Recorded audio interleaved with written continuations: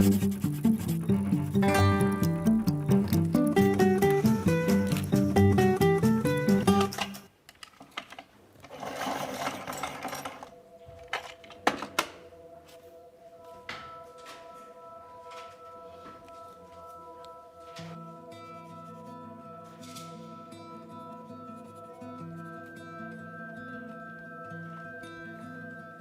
fait,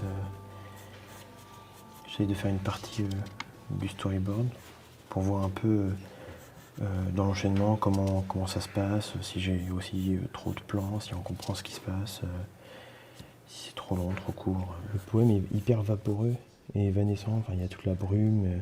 Donc j'étais assez libre en fait d'imaginer un peu où ça pouvait se passer. Et je crois que j'avais envie de faire plein de paysages en peinture. Et donc c'était un bon poème pour ça en fait. C'est le personnage de l'automne. Et il a un petit village sur le dos. C'est le village d'automne. Et là il y a le village d'été.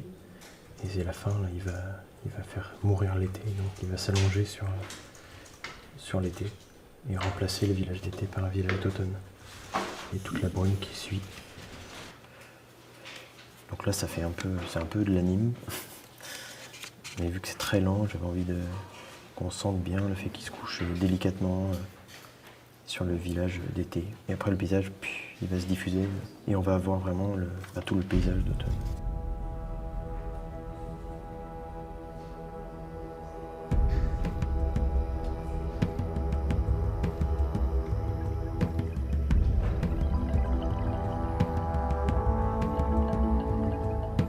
Le poème est sur l'automne, mais je voulais d'abord développer un peu l'été et pour faire un contraste assez fort.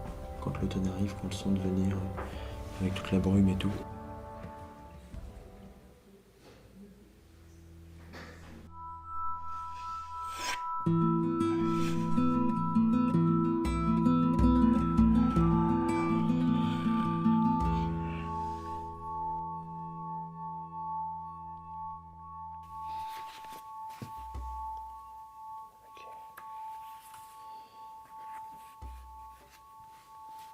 Ok.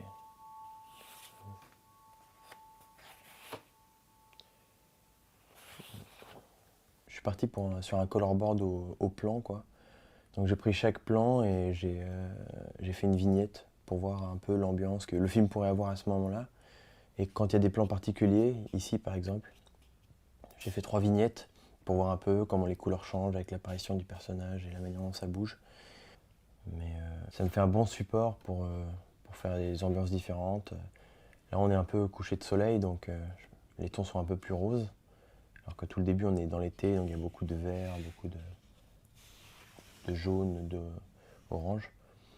Là c'est à l'arrivée de l'automne, donc là c'est le plan, justement le plan où il arrive, la nuit tombe, la brume s'amène et on voit une silhouette au loin, qui est celle de l'automne.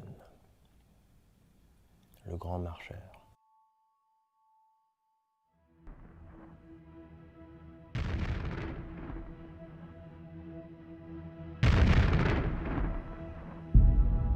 Dans le brouillard s'en vont un paysan cagneux et son bœuf, lentement.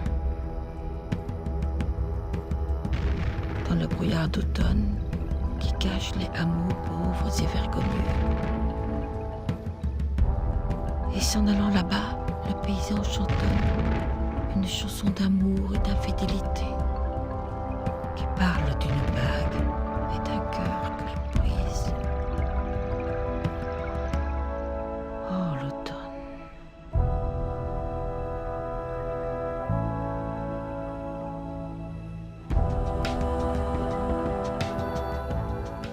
Ce plan-là, l'automne est debout, il est dans un paysage d'été et il se couche et le paysage devient automne. Et puis là, ça fait...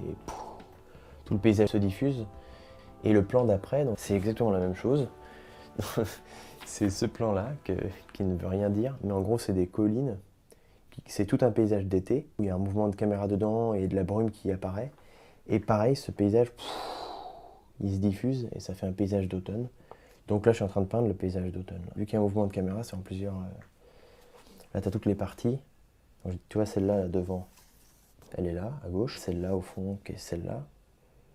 la grande partie sur le croquis, c'est celle-là.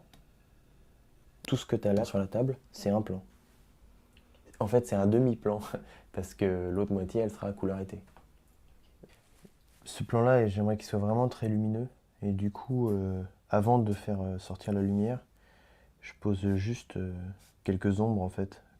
Enfin, parce que du coup, ça, par contraste, je vais avoir des choses plus fortes. Et ça me permet aussi, là, de... Tu vois, il y a des masses de orange, de vert, de montrer que c'est des arbres, et pas juste en faisant des petits graphismes. Tu sais, ça représente un peu les troncs des buissons vus de loin, quoi. En fait, ce qu'il faut pour ressentir la lumière, je trouve, dans ce genre de plan, c'est du contraste. Et du coup, tu vois, amener des éléments sombres à côté d'éléments clairs, bah, ça crée la sensation de lumière, en fait.